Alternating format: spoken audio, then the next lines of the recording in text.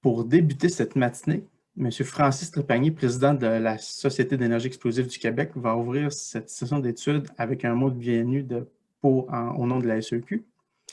Et il poursuivra avec sa présentation intitulée « Particularité du suivi des vibrations de dynamitage à courte distance ». M. Trépanier est un ingénieur géologue de formation qui a gradué à l'École polytechnique de Montréal en 1995.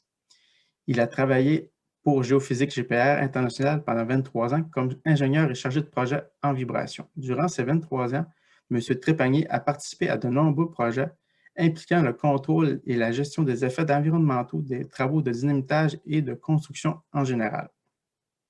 Entre mai 2018 et mars 2020, M. Trépanier a travaillé avec l'équipe de dynamitage de SNC-Lavalin comme expert en dynamitage et en vibration, pour finalement se joindre à l'équipe de WSP Canada en mars 2020 comme expert en dynamitage et vibration. Au cours de ces 26 années d'expérience, M. Trépanier a participé à de nombreux projets de dynamitage critique en milieu urbain, dont certains projets de la STM, ainsi que de la station Édouard-Montpetit pour la construction du REM. Merci beaucoup, Pierre-Luc. Donc, bonjour à toutes et à tous. En mon nom personnel et au nom du comité organisateur de la SEQ, je tiens à vous remercier d'être présent en si grand nombre cet avant-midi pour notre deuxième session virtuelle sur les techniques de sautage. Malheureusement, pour une deuxième année consécutive, on a été obligé de la faire en virtuel compte tenu de la situation pandémique ici au Québec. Par contre, on fonde beaucoup d'espoir pour que la prochaine session soit en présentiel et on a bien hâte de tous vous revoir en vrai, comme on dit. Donc, je vous souhaite tous une très belle session cet avant-midi. Nous allons débuter avec ma présentation que je vais vous mettre en arrière-plan. Je suis désolé. Pierre-Luc, est-ce qu'on la voit bien? Donc, on va débuter.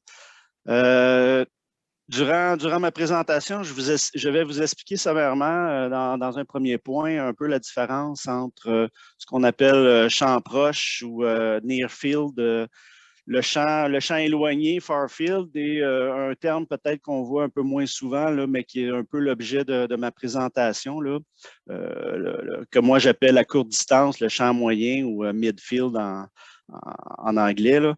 Donc, je poursuivrai un peu sur les quelques informations sur le choix des capteurs de mesure là, dans des conditions de dynamitage à courte distance.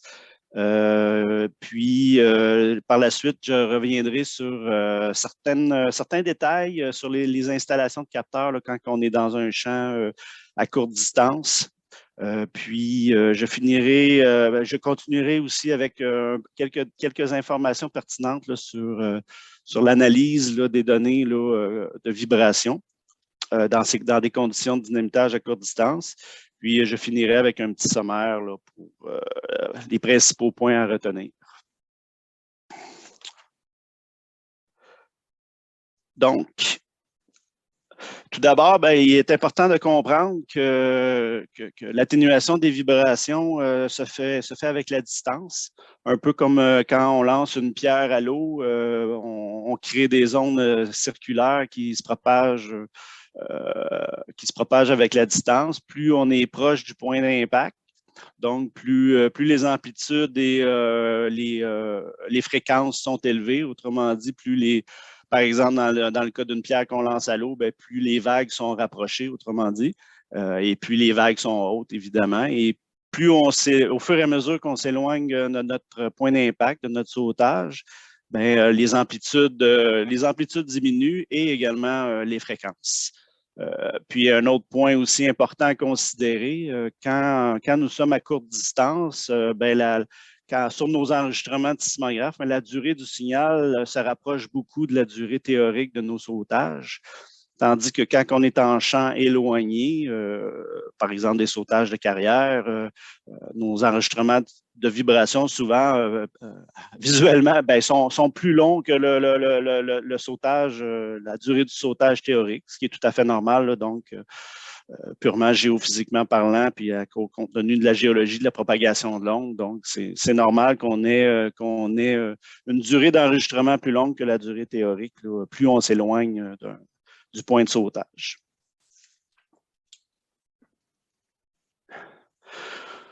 Donc, pour revenir un peu avec les définitions sommaires un petit peu vulgarisées là, pour nos différences quand on parle de champs proches, champs éloignés, le dynamitage à courte distance que moi j'aime mieux utiliser comme expression, là. Donc, quand on parle du champ proche, qui ne sera vraiment pas l'objet de ma présentation ici, c'est vraiment quand on est dans une situation d'environ une fois et demie de distance, la longueur de la charge. Donc, c'est vraiment une zone très, très particulière, là, donc qui est un peu exclue là, de ma présentation, là. Puis, c'est sûr que la plupart des gens, vous êtes beaucoup habitués avec les mesures en champ éloigné. Donc, quand on parle de dynamitage de carrière, donc la grosse différence en champ éloigné, comme on peut voir sur la figure, c'est qu'on peut considérer que la distance entre chacun, de notre point de mesure entre chacun des trous n'est pas significativement différente d'avec la distance, par exemple, avec le centre du sautage. Puis, à courte distance, évidemment, c'est un peu la fin de la zone du champ proche et le début du champ éloigné. Puis vous allez voir plus loin, là, je vais vous expliquer, mais c'est une zone qui est variable, là, qui va dépendre de plusieurs facteurs, là, donc,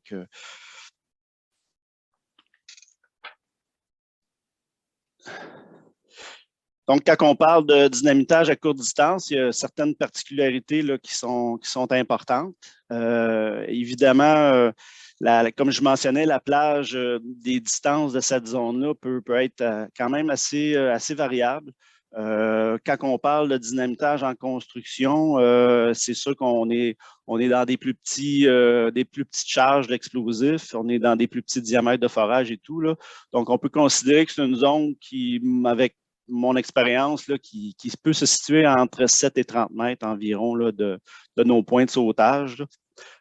Puis, c'est ça, comme je disais, c'est évidemment parce qu'on est en contrôle de vibration, on est avec des petits diamètres de forage, des petits diamètres d'explosifs, donc des faibles hauteurs de banquettes, des avancées en tunnel moins importantes que quand on n'est pas en contrôle de vibration sévère là, en milieu urbain, là. Puis, évidemment, cette zone à courte distance, c'est une zone qui, quand on est en milieu urbain, qu'on est en contrôle de vibration, qu'on n'a pas beaucoup de marge de manœuvre, c'est au niveau des vibrations. On peut parler des projections aussi, là, mais dans ce cas ici, au niveau des vibrations. Donc, ici, l'expression, quand on dit souvent le dynamitage est une science, mais également un art, ça prend tout son sens. Dans des conditions comme celle-là, peu de marge de manœuvre puis des limites de vibration à respecter, des courtes distances, l'implication de tous les intervenants, là, foreurs, dynamiteurs, ingénieurs, c'est hyper, hyper important, c'est essentiel, le travail d'équipe. L'expertise de chacun permet souvent d'arriver à nos fins là, pour faire le travail. Évidemment, dans cette zone-là, à courte distance, quand on parle du programme de suivi de vibration adapté, c'est essentiel aussi. L'autre point aussi, évidemment, à considérer là, quand on est en zone à courte distance, c'est que les fréquences sont souvent supérieures à 100 Hz. Quand on travaille en champ éloigné, on est beaucoup plus habitué à travailler avec des fréquences bien en bas de 100 Hz, là, souvent même en bas de 50 Hz. Mais en champ rapproché, on travaille souvent avec des fréquences au-delà du 100 Hz. Puis, ce qui est important aussi de comprendre, c'est que la plupart des normes de dommages existantes considèrent les fréquences en bas de 100 Hz. Donc, tout ce qui est en haut de 100 Hz, est plus ou moins, en tout cas pour plusieurs, plus ou moins traité là, dans les normes. Je vais y revenir un peu plus loin là, sur le point là, des fréquences et des normes. Désolé, je vais juste prendre une petite gorgée d'eau. Donc, pour le choix des capteurs, je vais y aller quand même relativement sommairement. C'est simplement pour vous visualiser un petit peu quand on arrive au niveau du choix des capteurs là, à courte distance, on est dans une zone où il y a certains paramètres qui sont importants à considérer. Donc, quand on parle des choix de capteurs, ben, les gens connaissent tout. La plupart des gens connaissent qu'on peut utiliser des accéléromètres ou des géophones. Tout de suite en partant, les accéléromètres, règle générale, sont beaucoup utilisés, généralement utilisés là, quand on parle de la zone proche, là, quand j'expliquais tout à l'heure, vraiment proche des forages avec les explosifs. On parle souvent de vibrations. On mesure souvent dans cette zone-là des vibrations au-delà du 1000 mm par seconde avec des fréquences au-delà du 1 kHz. Là. Donc, c'est vraiment ces capteurs-là qui sont les plus propices, les meilleurs, les plus adaptés là, pour ce genre de mesures-là, compte tenu de leur capacité en amplitude et en fréquence. La plupart des gens, vous êtes plus habitués avec le géophone standard, triaxial, évidemment. Là, pas mal, beaucoup de fournisseurs que vous connaissez. C'est des équipements, c'est des géophones, c'est des capteurs de mesure de vitesse de particules, de déplacement. Donc, les géophones standards ont certaines limites, cependant. Donc, en termes d'amplitude, quand on parle de géophone standard, la plupart, c'est autour de 250 mm par seconde au niveau de la capacité maximale.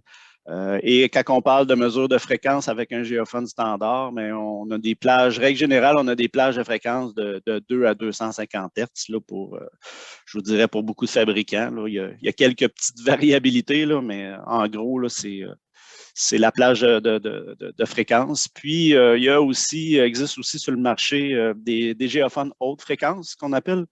Donc, c'est encore aussi c'est des géophones, mais qui ont une plage d'amplitude un peu plus grande, qui permet donc d'aller mesurer des amplitudes là, plus importantes et aussi d'aller mesurer des fréquences plus élevées jusqu'à souvent 1 kHz, 1000 Hz. Par contre, les géophones haute fréquence ont une limite en basse fréquence. Donc, règle générale, ont une limite en fréquence en basse fréquence, je vais dire, là, mais autour de 30 Hz. Donc, tout ce qui est en bas de 30 Hz, ce capteur-là est moins bien adapté.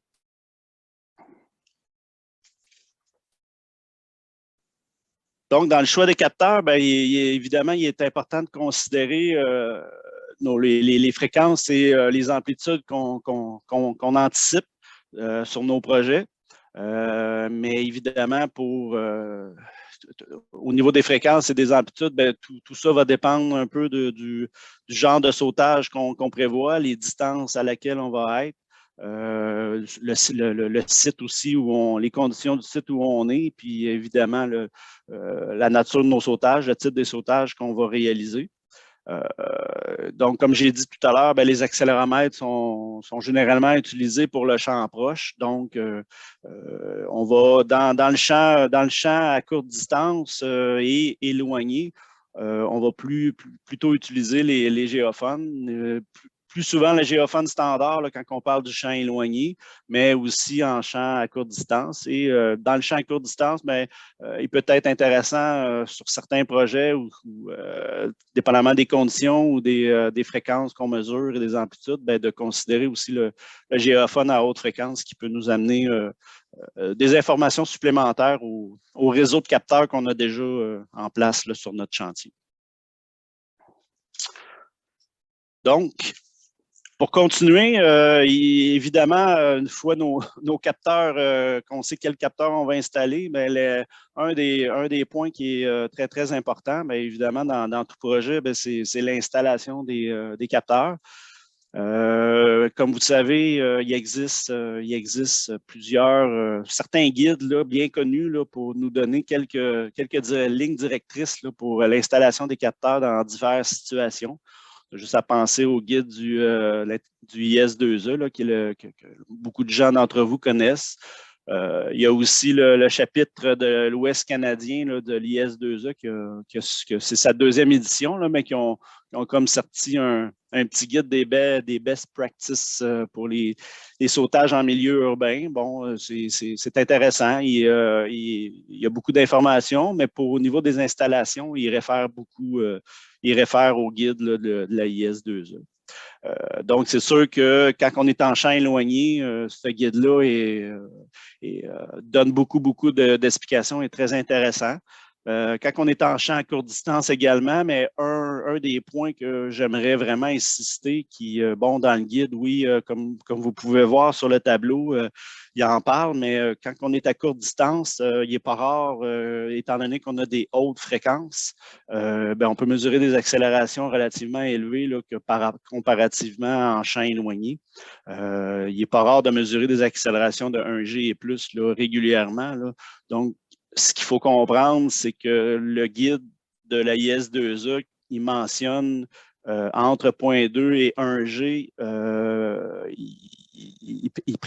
il recommande l'ancrage des capteurs, autrement dit, s'assurer que le couplage des capteurs soit vraiment optimal.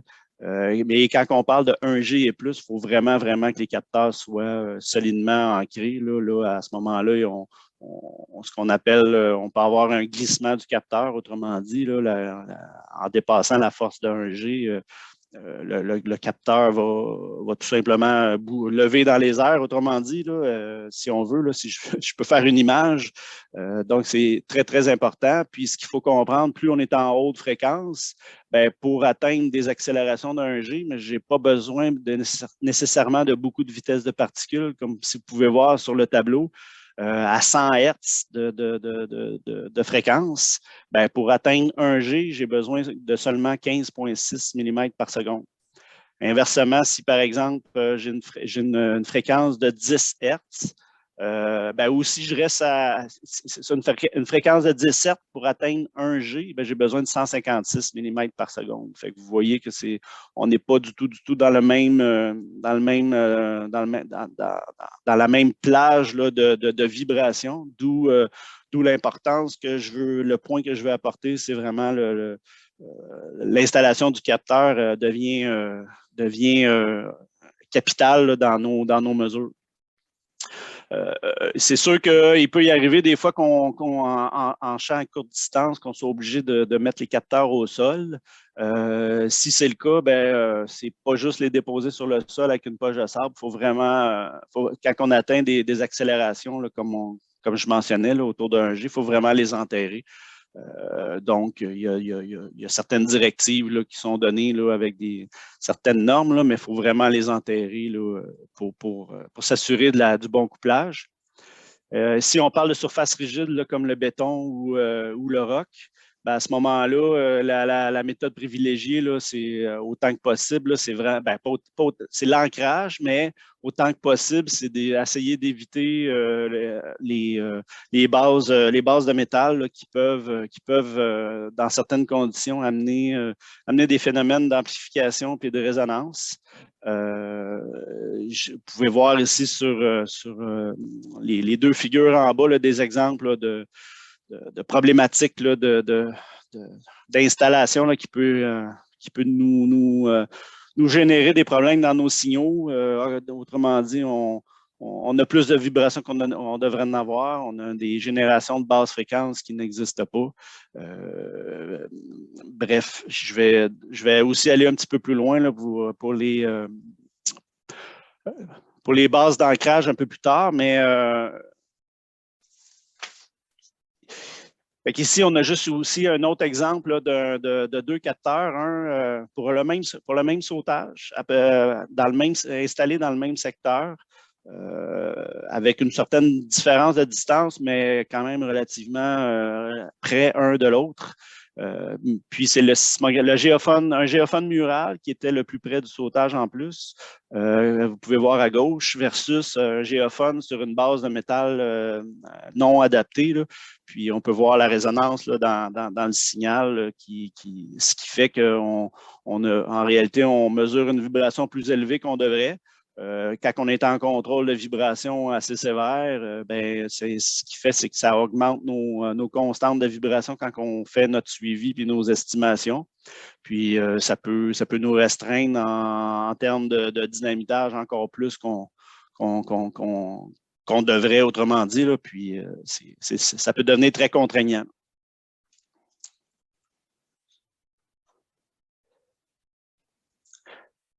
Un autre des points importants à considérer quand on est à courte distance, beaucoup plus que quand on est en champ éloigné, c'est le taux d'échantillonnage de nos équipements, de nos capteurs. Évidemment, moi, ce que je recommande, c'est quand on est en champ à courte distance, c'est de mettre le taux d'échantillonnage à 4096 et plus. Je dis et plus dans le sens où la plupart des équipements avec des capteurs standards, on ne peut pas aller plus que 4096, mais certains autres équipements, on peut se permettre d'aller plus haut, dépendamment évidemment des fréquences qu'on mesure, puis qu'on anticipe aussi, là, évidemment. Puis, un autre avantage que nous amène d'augmenter notre taux d'échantillonnage, mais évidemment, à courte distance, on parvient à avoir une meilleure définition de notre signal. Puis, quand on fait des analyses de nos signaux avec tous les logiciels qui existent, on peut aller voir plus dans le détail, évidemment, les endroits dans notre signal où on a des valeurs maximales, essayer avec notre séquence de mise à feu de notre sautage, de trouver peut-être les endroits dans notre sautage où on pourrait avoir eu certaines problématiques. Ça nous aide à poursuivre les travaux, analyser, puis trouver des solutions au pourquoi qu'on a eu des hautes vitesses de particules à ces endroits-là. Le détail est très, très important à courte distance. Donc, ici, c'est sûr que je n'exclus pas totalement l'utilisation de la base de métal, mais évidemment, dans le contexte à très, très courte distance, là, moi, quand on fait des sautages en dedans de 20 mètres, règle générale, il est préférable, autant que possible, évidemment, de ne pas utiliser les bases de métal. On élimine vraiment en faisant ça comme ça, on élimine vraiment les risques là, d'avoir une situation problématique supplémentaire. On a déjà beaucoup de contraintes, mais c'est d'essayer de se donner toutes les chances, éviter toute résonance, toute amplification dans nos signaux, toute problématique d'installation. Évidemment, si dans les conditions où on peut les utiliser, préférablement, c'est d'utiliser celles que les fabricants fournissent, qui sont souvent bien conçues, donc qui minimisent tous ces problèmes-là. Vous pouvez voir à droite certaines problématiques. Là, éviter les ancrages, il faut vraiment utiliser des ancrages adaptés et non juste des vis à béton qui ne sont vraiment pas adaptés là, pour le genre d'installation qu'on fait. Des bases fait maison, ça, quand on est à grande distance, plus loin, on peut avoir beaucoup moins d'impact, mais plus on est à courte distance avec les accélérations qu'on mesure, toute installation un petit peu mal adaptée là, peut venir nuire à nos résultats de vibration assez rapidement. Puis, à ce moment-là, quand on fait nos estimations de vibration, nos analyses, ça devient très contraignant. Donc, évidemment, le choix des équipements est important, mais la localisation de nos capteurs puis le nombre de capteurs est très, très, très important également. Ce qu'il faut comprendre, c'est qu'à courte distance, comme je mentionnais tout à l'heure, tous les détails sont importants. Plus on est à courte distance, plus le changement de direction de nos sautages, le nombre de trous dans nos sautages, la direction, le dos des sautages va avoir un impact sur nos niveaux de vibration. Donc, à courte distance, l'emplacement des capteurs est hyper, hyper important.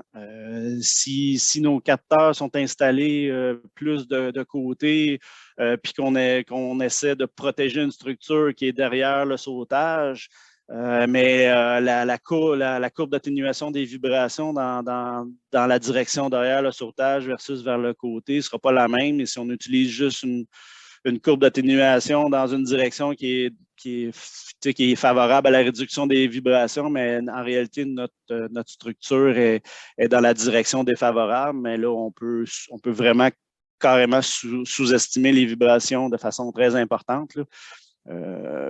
Donc, il faut vraiment porter une attention très particulière au nombre de capteurs qu'on choisit, puis à l'emplacement, quitte à les déplacer plus souvent s'il le faut. Là, mais je veux juste vous sensibiliser là, que ça a une importance en dynamitage à courte distance. Là, ça devient très, très capital. Donc, une fois qu'on a nos équipements installés et choisis, évidemment, il y a toute la question là, de suivi et d'analyse qui est importante. C'est aussi important quand on est en champ éloigné. Mais je vous dirais qu'en champ à courte distance, ben, il y a certains facteurs qui ont beaucoup plus d'impact. Puis ça demande, comment je pourrais vous dire, ça demande une attention, une minutie de notre part, de tout le monde là, pour le suivi. Le moindre détail peut avoir des différences. Donc, c'est sûr que je ne vous présenterai pas toutes les formules, les modèles d'estimation des vibrations qui existent, mais un des modèles les plus connus que les gens utilisent beaucoup, évidemment, moi inclus, là, le modèle du USBM, entre autres. C'est un modèle qui fonctionne très bien quand on est en champ éloigné, je vous dirais même à courte distance, mais on doit s'adapter, on doit jouer avec un petit peu, même des fois, la fameuse distance scalaire, la charge, on peut la mettre à la racine cubique au lieu de la racine carrée. Bref, il y a beaucoup de choses qu'on peut faire. Il y a certains modèles, comme le modèle de Hornberg, qui est plus applicable au champ rapproché, là, au champ proche. Mais ce qu'il faut retenir ici, c'est que quand on fait en carrière, des fois, on peut avoir un modèle d'estimation c'est sûr, en fonction de la géologie, 1 ou 2 points de mesure, mais des fois, en champ rapproché, là, on se retrouve avec des fois, dépendamment de direction, un type de sautage, surtout quand on fait des sautages, soit en banquette, en tunnel, dans une direction X, une direction Y. Fait qu'il faut vraiment porter des attentions à tous ces petits détails-là. Là. Le type de sautage est important, même aussi le type d'explosif qu'on utilise, les types de détonateurs, évidemment, si on est à l'électronique versus au tube de choc. À courte distance, les deux peuvent un ou l'autre peut vraiment avoir un impact. Le confinement des sautages aussi également, là, quand on met le tas de pierres devant nos faces libres, si on n'en met pas, versus tous ces petits facteurs-là, là, la géologie aussi, là, quand on rencontre, comme sur la photo, là, on peut rencontrer des failles, des joints à grande distance. Oui, ça a des impacts, mais c'est souvent beaucoup moins critique. On va passer de 5 mm à 7 mm par seconde. Fait que c'est souvent beaucoup moins critique, mais en champ rapproché, là, tous ces petits détails-là peuvent faire qu'on dépasse les limites de vibration. Là. On peut passer de 30 mm par seconde à 60 d'un sautage à l'autre quand des choses comme ça arrivent. Donc, c'est ça que je veux. Je veux porter votre attention là, sur ces petits détails-là quand on est en champ rapproché.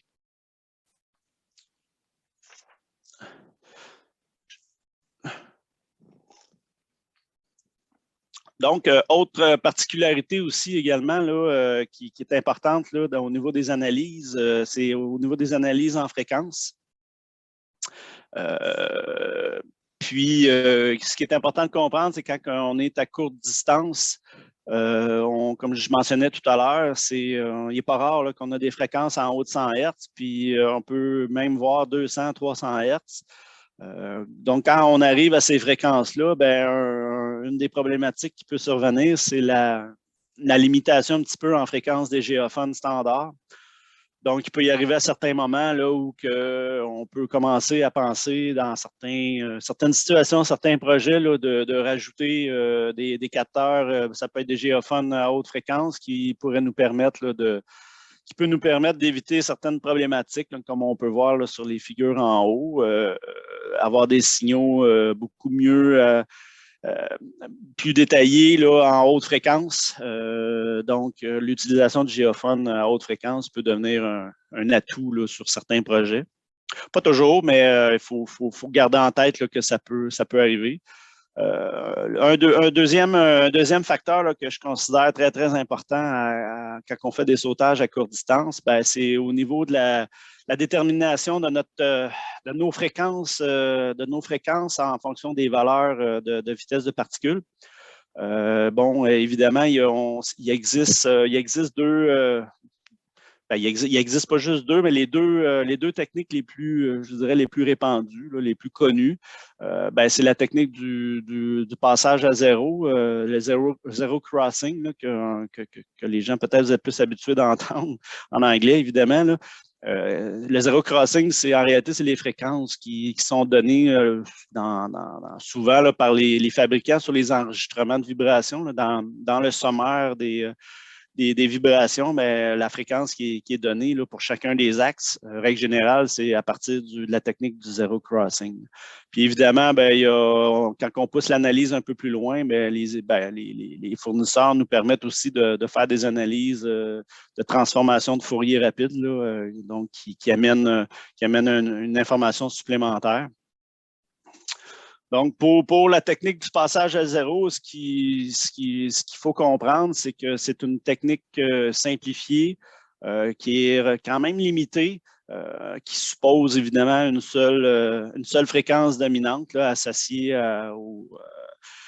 au signal. Puis, la fréquence de passage à zéro, en réalité, c'est l'équipement, ce qu'il fait, c'est qu'il par rapport à un pic de vitesse de particules, ben, il cherche de part et d'autre un passage à zéro du signal, il calcule la longueur d'onde, puis il vous donne la fréquence. En gros, là, c'est un peu simplifié, là, mais c'est un peu ça. Fait que c'est dans le domaine du temps. Ce n'est pas un traitement de signal dans le domaine des fréquences du tout. Là. Puis la problématique de cette technique-là, ben, d'ailleurs, ça fonctionne très bien. Je vous dirais que, règle générale, ça donne quand même relativement des bons résultats quand on est en champ éloigné avec des fréquences, je vous dirais, plus basse, là, autrement dit, là, on est souvent dans le 30-50 Hertz là, dans ces régions-là. Ça fonctionne relativement bien, mais quand on tombe en haute fréquence, ben, cette technique simplifiée-là peut nous amener certaines situations, certaines limites. Donc, plus on a des hautes fréquences, plus l'équipement la technique a un petit peu de difficulté à repérer les points zéro puis à bien simplifier la fréquence. Un exemple vaut 1000 mots, comme on dit. Ici, évidemment, si vous regardez dans le sommaire des résultats de chacun des axes, sur le canal longitudinal, ça c'est un exemple vrai, c'est un sautage à courte distance. Puis, sur le canal longitudinal, on a une vitesse de particules de 18,42 associée avec une fréquence en passage à zéro, évidemment, là, à 9,8 Hz.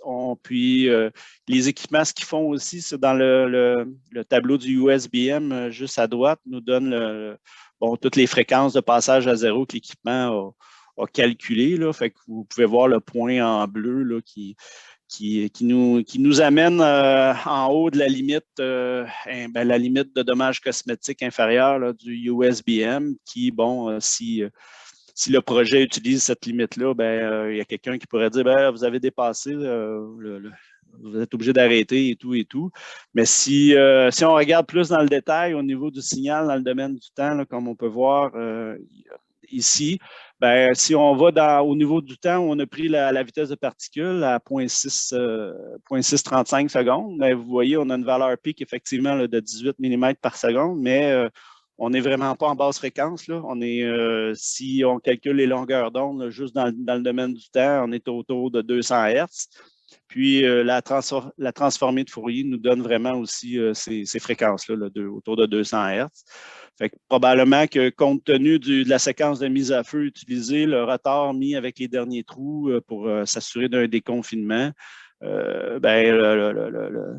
l'équipement a pris le retour du passage à zéro plus avant dans le sautage, autour de la fin du sautage, ce qui fait qu'il a mis une très basse fréquence qui carrément n'existe pas là, dans le signal.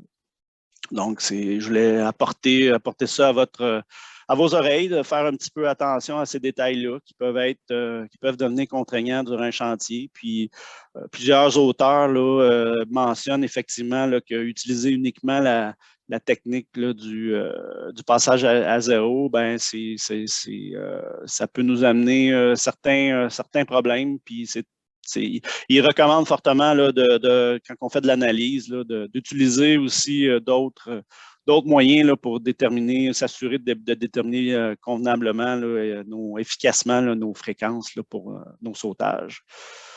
Donc, c'est un peu le point ici que je voulais amener, de faire attention un petit peu à ça là, quand on est à courte distance. C'est des choses qui peuvent arriver. Donc, évidemment, quand on parle de haute fréquence, même si on a des vitesses de particules, des fois, qui peuvent paraître, parce que les limites de vibration, comme je mentionnais tout à l'heure, sont données souvent pour les fréquences plus basses que 100 Hz, mais ce qu'il faut comprendre, c'est que les hautes fréquences, à partir des fréquences, des amplitudes, puis on peut déterminer nos déplacements de particules. Donc, des vibrations assujetties à des très hautes fréquences, ben, ça va faire qu'on va se retrouver avec des déplacements de particules relativement faibles et souvent plus faibles que quand on est en plus basse fréquence.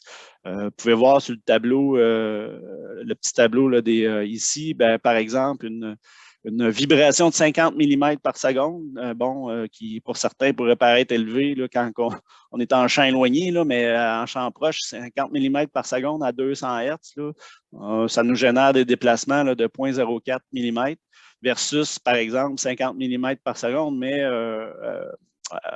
à 10 Hz.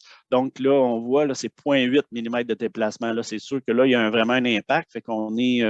autrement dit, 50 mm par seconde à 200 Hz, on est 20 fois inférieur, 20 fois moins de déplacement que la même vibration de 50, mais à 10 Hz. Donc, ces